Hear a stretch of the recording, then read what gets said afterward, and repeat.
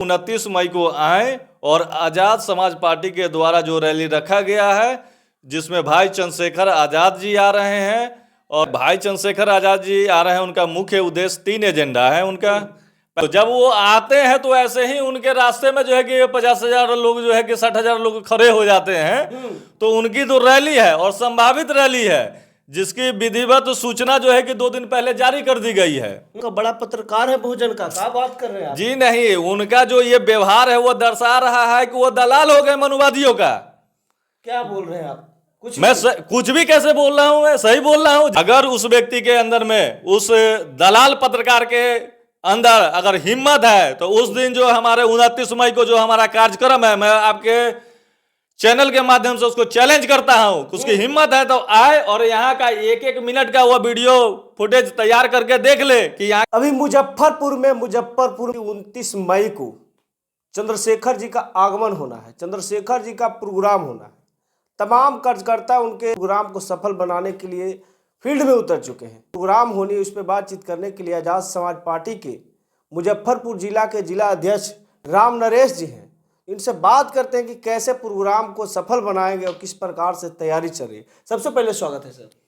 जी, आपको भी बहुत बहुत धन्यवाद, और आपके चैनल के माध्यम से आपके जो दर्शक हैं उनको भी धन्यवाद। क्या प्रोग्राम की क्या तैयारी, कैसी तैयारी चल रही है?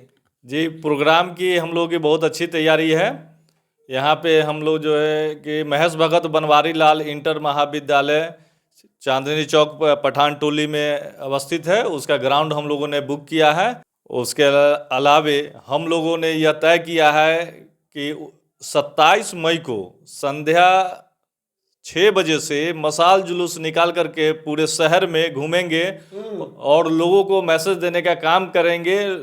शहरवासी और जिलावासी से एक निवेदन हम लोगों का होगा कि आप लोग 29 मई को आएँ और आकर के भाई चंद्रशेखर आज़ाद जी और पहले मशाल जुलूस निकालिएगा, लोगों को संदेश दीजिएगा कि आइए। बिल्कुल बिल्कुल, हम लोग जो है कि पहले मशाल जुलूस निकालेंगे 27 मई को संध्या में, और उस मशाल जुलूस के माध्यम से पूरे जिले वासियों को हम लोग एक संदेश देने का काम करेंगे कि 29 मई को आएँ और आज़ाद समाज पार्टी के द्वारा जो रैली रखा गया है, जिसमें भाई चंद्रशेखर आज़ाद जी आ रहे हैं और मुख्य वक्ता के रूप में जो है कि इमारत शरिया के प्रमुख फैसल रहमानी साहब आ रहे हैं। आए, उनकी बातों को सुने और इसका जो है कि लाभ उठाएं। लेकिन चंद्रशेखर जी मुजफ्फरपुर में आ रहे हैं, मुजफ्फरपुर में आने का उनका मुख्य रीजन क्या है, मुख्य उद्देश्य क्या होगा इस आंदोलन का? देखिए, भाई चंद्रशेखर आज़ाद जी आ रहे हैं, उनका मुख्य उद्देश्य 3 एजेंडा है उनका। पहला एजेंडा है कि पूरे बिहार में अनुसूचित जाति, पिछड़ी जाति, अल्पसंख्यक जाति पे जो है कि अत्याचार बढ़ गया हुआ है। यहाँ पे हत्या, लूट और बलात्कार, उसके अलावे अनुसूचित जाति के लोगों को घर से बेघर करने का काम जो है कि बिहार की सरकार करने का काम कर रही है। दूसरा कि महाबोधि मंदिर में लगभग 100 दिनों से जो है कि हमारे महाबोधि लोग बैठे हुए हैं धरना पे कि बीटी एक्ट के खिलाफ में जो बैठे हुए हैं। जी, बीटी एक्ट 1949 को रद्द किया जाए, और उसमें जो एक प्रोविजन है कि उसमें जो है कि मात्र 4 ही सदस्य जो है कि बौद्धिस्ट हैं, बाद बाकी अदर लोग हैं, उसमें उसको समाप्त किया जाए। वो पूर्णतः उस बीटीएमसी हाँ, उस ट्रस्ट का जो है कि स्वामित्व बौद्धिस्टों को दिया जाए, क्योंकि किसी मंदिर में कोई मुस्लिम नहीं जाता है प्रबंधन करने के लिए, या ना कोई ईसाई जाता है मंदिर में प्रबंधन करने के लिए। फिर महाबोधि मंदिर में और की क्या जरूरत है? हमको जो इस देश की संविधान जो धार्मिक आज़ादी देती है, उसका तो अनुपालन होना चाहिए। हर लोगों को अधिकार है कि हिंदू धर्म के लोग अपने मंदिरों की रक्षा करें, मुस्लिम लोगों के अधिकार क्षेत्र में आता है कि वो अपने मस्जिदों की रक्षा करें, ईसाइयों के अधिकार क्षेत्र में कि वो चर्च की रक्षा करें। तो ऐसे बौद्धिस्टों का अधिकार दे दीजिए ना कि वो अपने जो है कि महाबोधि मंदिर की रक्षा कर सके। उसमें औरों लोगों को उसमें ज़बरदस्ती डालने की क्या ज़रूरत है? मुझे मान लीजिए कि मुझे जिस धर्म की जानकारी नहीं है, उसका प्रबंधन मैं कैसे करूंगा? ये तो बेतुका बात है। तो उसके विरोध में आ रहे हैं।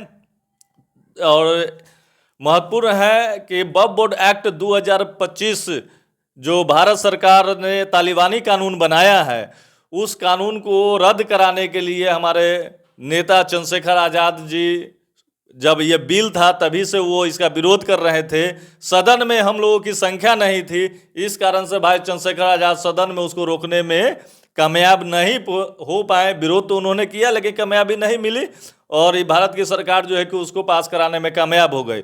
उस दिन ही हमारे भाई चंद्रशेखर आजाद ने ऐलान किया था संसद भवन के बाहर से ही, अगर आप लोगों के पास फुटेज होगा तो देख लीजिएगा, उन्होंने आह्वान किया था कि भले ही संख्या बल नहीं होने के कारण आज मैं सदन में नहीं रोक पाया, लेकिन सड़क पे मैं लड़ करके इसको रोकूंगा। और उसका एक हिस्सा है कि यहाँ पे वक्फ बोर्ड एक्ट 2025 के विरोध में जो है कि अपनी बातों को भाई चंद्रशेखर आजाद रखेंगे और बताएंगे कि हम लोग इसको कैसे कैसे विरोध करके इसको रद्द कराने का काम करेंगे। इससे ये भी दर्शाया जाएगा कि मोदी सरकार जो कहती है कि ये गरीब मुस्लिमों के हित में है, तो नरेंद्र मोदी की सरकार आए और देख ले उस सभा में कि कितने अल्पसंख्यक भाई हमारे साथ इस कानून के विरोध में वहां बैठे हुए हैं। कितना संख्या में आप लोग आंदोलन कर रहे हैं? हमारे उस रैली में जो है कि लगभग 1.5 से 2 लाख लोग आएंगे, यानी कम से कम 1.5 से 2 लाख। बिल्कुल। जब वो आते हैं तो ऐसे ही उनके रास्ते में जो है कि 50,000 लोग जो है कि 60,000 लोग खड़े हो जाते हैं, तो उनकी तो रैली है और संभावित रैली है जिसकी विधिवत सूचना जो है कि 2 दिन पहले जारी कर दी गई है। तो जब सूचना 2 दिन पहले से है लोगों को, और जिले के एक एक पंचायत में भीम आर्मी आजाद समाज पार्टी के कार्यकर्ता घूम घूम करके बोल रहे हैं, लोगों को जानकारी दे रहे हैं, सूचना पहुंचा रहे हैं कि किसी व्यक्ति को सूचना नहीं अधूरा रह जाए, तो फिर जब सभी लोगों की सूचना होगी तो ये तो बहुत मामूली बात है 1.5-2 लाख लोगों का जुटना। बिल्कुल छोटा सा बात है। छोटा सा बात है। अच्छा, लेकिन डांट पड़ेगा सर। काहे? बेगूसराय में प्रोग्राम देखे हैं जी बिल्कुल। बहुजन एक पत्रकार हैं जो बोल रहे हैं कि चंद्रशेखर आजाद जी जूता से मारने की बात की है जिला अध्यक्ष को, गाड़ी कम था इसलिए। देखिए वो पत्रकार भाई जो हैं वो किसी न किसी भावना से ग्रसित हैं या किसी न किसी तरह से प्रभावित हैं। बड़े दलितों का बड़ा पत्रकार है बहुजन का, क्या बात कर रहे हैं आप? जी नहीं, उनका जो ये व्यवहार है वो दर्शा रहा है कि वो दलाल हो गए मनुवादियों का। क्या बोल रहे हैं आप? कुछ भी कैसे बोल रहा हूं? मैं सही बोल रहा हूं। जैसे हमारे चिराग भाई हमारे दलितों का जो है कि वो दलाल है, दलितों का ठेका लेते हैं कि भाजपा को टर्नअप कराएंगे। भाजपा जो हम लोगों का हक और अधिकार को हनन करता है, उसी में जो है कि उसको वोट को ट्रांसफर कराने का वो ठेका लेते हैं, तो दलाल ही ना कहलाएंगे। उसी तरीके से जो हमारे जो भाई पत्रकार जो बोल रहे हैं, भाई चंद्रशेखर आजाद जी का जो विरोध कर रहे हैं, उनको मनुवादी दलाल नहीं बोले तो और क्या बोले? वो बता दे कि पूरे देश में भाई चंद्रशेखर आजाद के अलावा ऐसा एक व्यक्ति का नाम बता दे जो पूरे देश में घूम करके दलित शोषित वंचितों के अधिकारों के लिए संघर्ष कर रहा हो सड़क पे।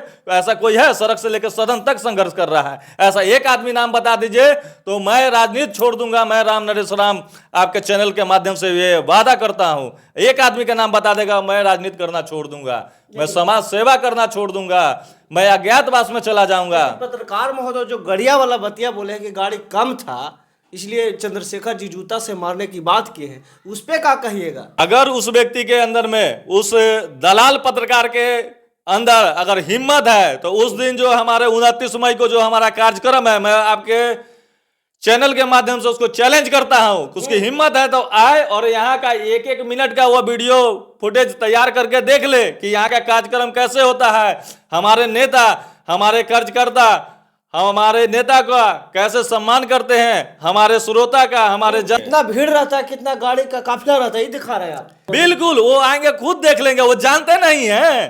वो जो है कि जैसे एक हड्डी के पीछे कुत्ता दौड़ता है, उस तरीके से एक समय था ना कि भाई के पीछे पीछे वो दौड़ते थे।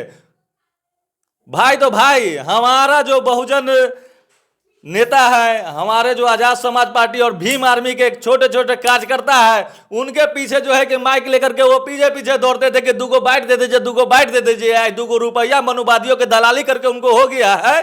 तो आज ऐसे बोलेंगे वो, हमारे नेता के बारे में ऐसे बोलेंगे वो? ये तो सरासर गलत किए हैं वो, उनको ऐसा नहीं करना चाहिए था।